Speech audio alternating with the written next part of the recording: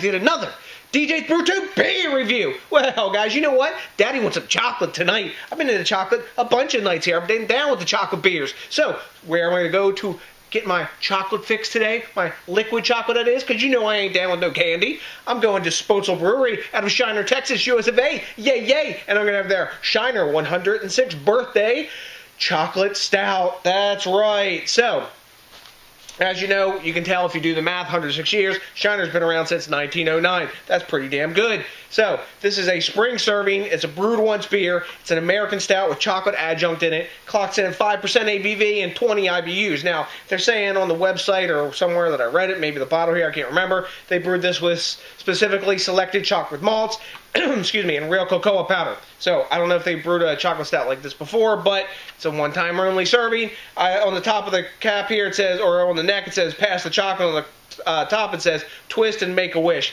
I ain't going to twist. I don't do twist-offs. You know that. Boom. I'm going to pop that biatch.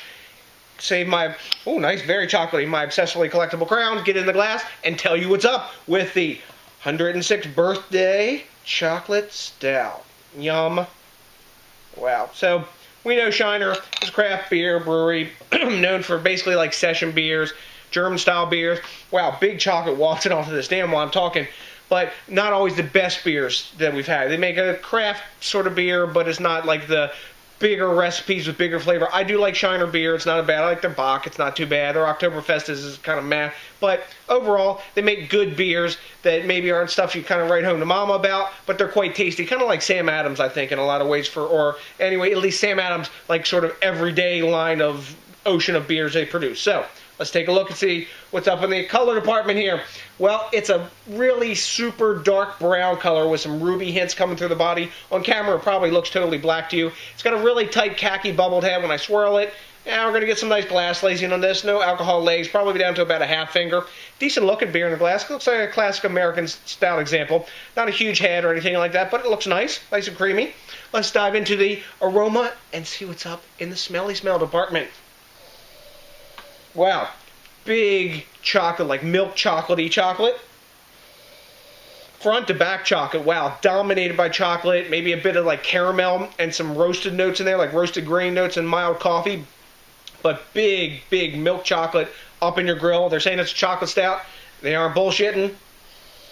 It smells a lot like chocolate milk. It's got like some like a creaminess to the aroma, sort of like milky aroma, like if you get like store prepared chocolate milk that's been blended really well in the gallon jug or like one of the Nesquik little single bottles, or when you're at school as a kid, unless you're in Rhode Island and you get coffee milk. Anyways, chocolate front to back. Actually, you know what? The more I sniff it, it smells like either Nutella or Duncan Hines chocolate frosted icing, that kind of icing kind of chocolate. So, smells good to me. Time to dive in. Cheers.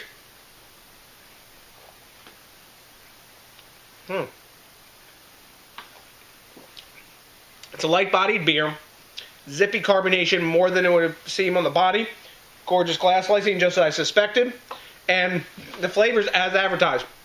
It tastes like chocolate. It tastes like icing is what it tastes like. Chocolate icing. Maybe, or icing on burger cookies that I've had. If you want to take a look, I did a burger cookie stout review. This tastes like the icing on those cookies. There's a creaminess in there. I don't think they're using any lactose in this that I know of. Not that creamy. But there's a creaminess to the beer. A nice sweetness. And then in the back, it's a bitter sort of malt finish. It's a tasty brew. It's as advertised. It's not a big, huge stout. You know that going in. It says 5%. It says I'm going to taste like chocolate. Does it taste like chocolate? Yes, it does. Is it huge flavor? Like double chocolate stout maybe? No, it's not that. It's not an imperial stout. But does it bring good as advertised chocolate flavor? I think it does. It's an easy drinker. You could have this for dessert, or you could have it maybe even with dessert, and I think it would accompany dessert well. There's enough bitterness in there that it's not cloyingly sweet, but it has enough sweetness to let you know it is chocolate. And the aftertaste that I get in my mouth is that of milk chocolate or maybe like a Tootsie Roll. You know, or if you've gone into Nutella and you've dug in there and you've straight eaten it out the jar, come on, you know you've done it. Or with the icing, everybody's done it. You see that shit in front of you, you can't resist it. Fuck. Anyway, that's another story, isn't it? So, you got a grade this year. I'm kind of digging it. Rate Beer's giving it a 73. I think that's too low. It's a better beer than that. Beer Advocate's giving it 82, which is like a B minus to almost a B, kind of in that area. I think it's better than that. I'm going to give it a 85. I think it's a solid B. You know, actually, you know what? No, I'm going to grade it high. I'm going to give it 87. I'm going to give it a B+.